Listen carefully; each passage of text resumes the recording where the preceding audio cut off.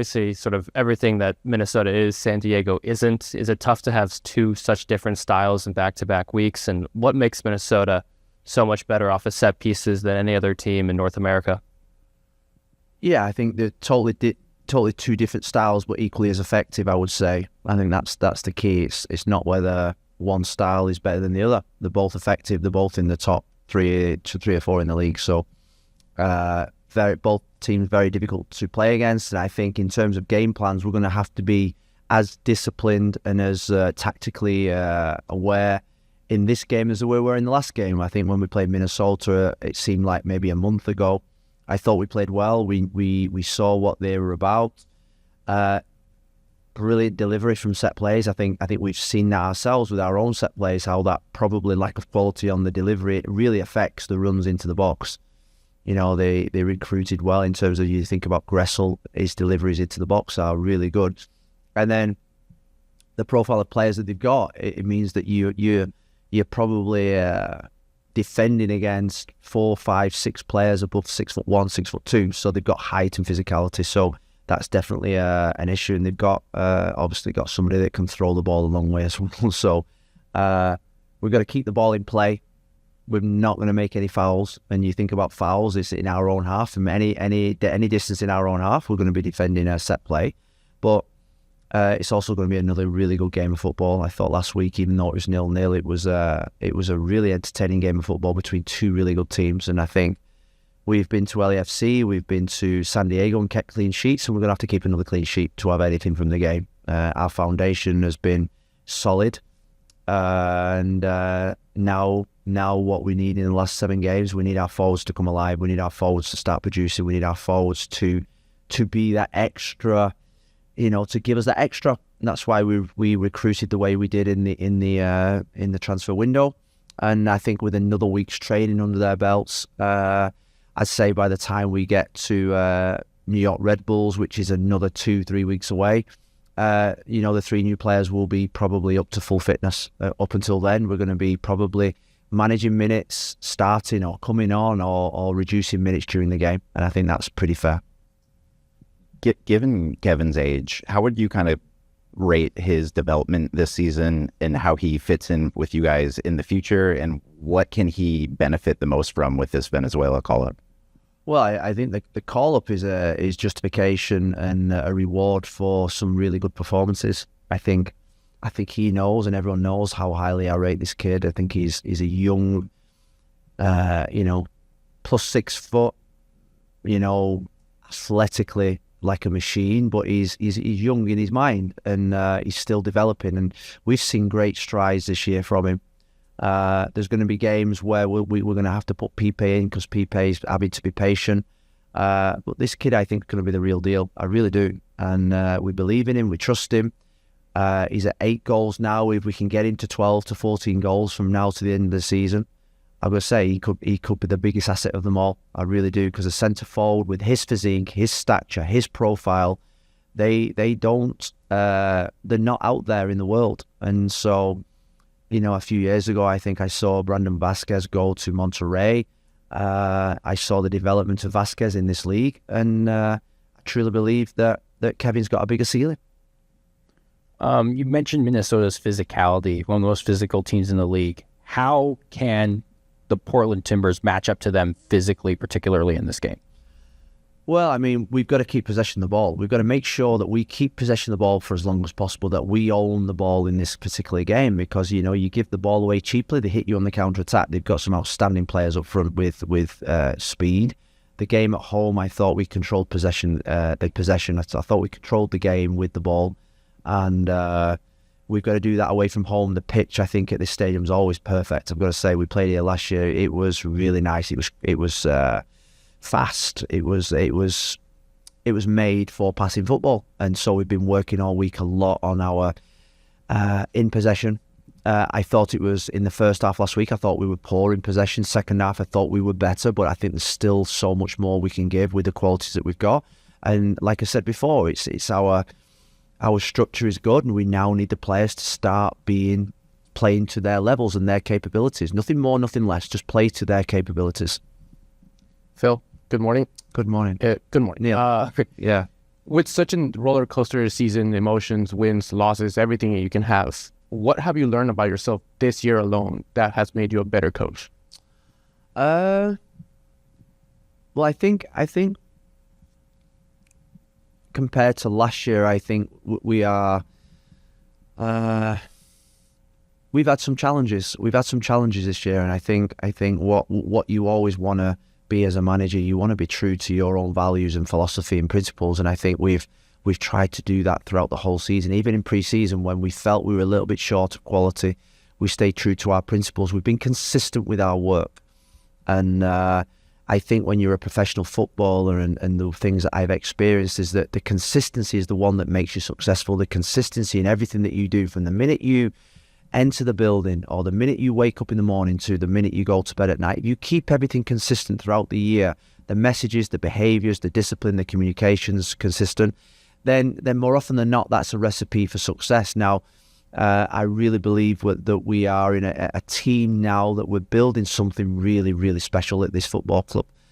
We went through last season when we were in that transition period of transitioning those players out into players that are now becoming the nucleus of I'm not going to say young team anymore, because the signings we've made has made us more experienced, is what we need. We're building something that can be sustained for the next 2, 3, 4 years, not just this season. We want success this season, but I feel as if with the group that we have recruited, we're going to have sustained success, and I think that's really important in this league. You don't want to be a team that finishes here and then below the year after. We want success now for the next 3 or 4 years, and how do we get that? Just by being consistent in everything that we do. Hey, Coach. How are you, Billy? How are you doing? Good. How are you? Good. Nice. So you had some great international call-ups this week, and also the teams going toward the end of the season, the Timbers team. As a player, how do you compartmentalize and do the job in front of you when you have sort of on the next horizon that opportunity to help your country qualify for the World Cup? So how hard is it as a player to, I guess, compartmentalize an in-season call-up, especially when it's new to them or there's so much on the line? Yeah, I mean, it's you speak to somebody like Ari and Max, they're probably used to it. You think about that build into the Minnesota game on Saturday. They're probably, we're packing for one night in a hotel. They're packing for 14 days away. They're leaving Minnesota, going straight to, I think Max is going to Romania and Wales. Finn's going to the other side of the world. He's going to Australia and to obviously to Auckland, and Ari's got his game. So, you get used to it. It's part and parcel of being a footballer. Sometimes that respite, because I say that the 2 weeks that we have no game, I always felt when I went from an international player to then not being an international player, I hated those 2 weeks, because nothing to look forward to in terms of a game on the Saturday. The training just becomes sort of like you're just training just to keep yourself tuned in. It's the week after when you start thinking about the game, because the game at the end of the week is always the cherry on the cake. So for the international players, what I would say is that they're going to go into a new environment. It's going to be fresh, a new systems, new voices, new teammates, and I always used to find that really good. Just a change of environment used to give you that extra push. And they're playing this time next year. They're going to be playing in the World Cup, so they're fighting for their lives to be in that 26-man roster, whatever it is. So it's exciting for them. At this stage of the season, what I would say is that we want them back as quick as possible and as safe as possible, and with good health.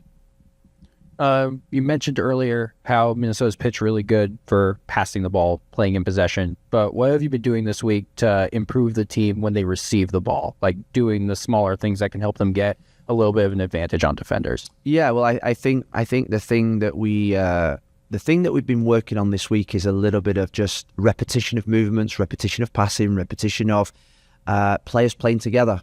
Understanding movements. Velde, Kelsey, Mora, Da Costa, Rojas, Anthony, just understanding each other's movements, where the pass is coming from on Ayala, Caballo, Paredes, Ortiz, Chara. When you're a midfield player and you've got 3 new players in front of you, you need time to build an understanding of where I want them to be and where they want the ball to be received or delivered or played in behind. So this week's all been about the cohesion of the group, just the consistency and the rhythm and the combination play and the just consistency of what we've been doing. And I think it takes time for combinations to to build up. There's good combinations between Anthony and Da Costa, but can Velde and Da Costa have a good combination? Can Anthony and Da Costa or Anthony and Velde have good combinations? We're finding out as we're actually on the job now, the combinations that work. Mosquera and Rojas all of a sudden is a new partnership. Caballo and Ayala is a new partnership. It just takes time to gel, and that's where, if Ayala receives the ball, Chara knew exactly where Ayala wanted to be, needed to be, the kind of pass. Caballo doesn't. So it's just about getting that team cohesion, more practice. And the more we spend time together, the more we practice, the more we train, the better we'll become. And I think you saw that last week. I think you saw bits where we were rusty and bits where you thought, oh, that's pretty good, Sorry for the language. That's the bits. She's not even listening. Was she listening? What did I say? What curse word did I say? I'm sorry. 7 games to go, Phil. Obviously, a lot of positional battles. You've talked a lot about the strikers and, of course, the goalies as well. But at center back, there's sort of that battle between Kamal Miller and Dario Supric for that final spot. With Dario's performance against San Diego, but with how Kamal has played for large chunks of this season, what is that battle like for you when you're trying to find a permanent partnership going into the postseason? Yeah, that's a really good question. I think because of the qualities of both Dario and Kamal are totally opposite type players, and so I think there's going to be games when we'll need one type or not the other. And I think what we are probably looking for now, from now to the end of the season, is to somebody to grab hold of that position and keep himself in the team. I think that's the main thing. When you're coming out the international break, the Finn's flying from the other side of the world. You never know how he's going to come. So it could be in the game against Red Bulls that we're going to need them both, or Zach McGrath as well. So. What I would say is that, they've both had, Kamal's had lots of games. So has Dario. Dario played, the first 4 or 5 games of the season, didn't get any minutes, and then he's just found himself back in the team. And that's what I've always admired about Dario, is that he's always found himself back in the team and tends to play well in the big games. And I thought he was really good last week in San Diego. I think both complement Finn really well. And last week I named Finn as captain, and I named him as captain purely because of his standing in the team now. When you think about picking a team, one of the first names on the team sheet probably is Finn Sermon at this moment in time, and you want your captain to have consistency. So, it's a real fight on the hands to whoever plays. We want consistency, we want rhythm, we want a back four to be settled. But I think what we've really been good at this year is the rotation of players for games and horses for courses type mentality. Okay, one last question from online through Aaron Heinzen. He asked your thoughts on the new Everton Stadium. Care to comment? No, I mean, I'm call me a dinosaur, call me old, but Goodison Park was like it was when you think about old-fashioned traditional stadiums, Goodison Park, and when I came here to Providence Park, it reminded me so much of Goodison Park. The supporters right on the pitch, the atmosphere electric. The new stadium looks sensational. I can't wait to go. I'm going home in December. Hopefully I can catch a game.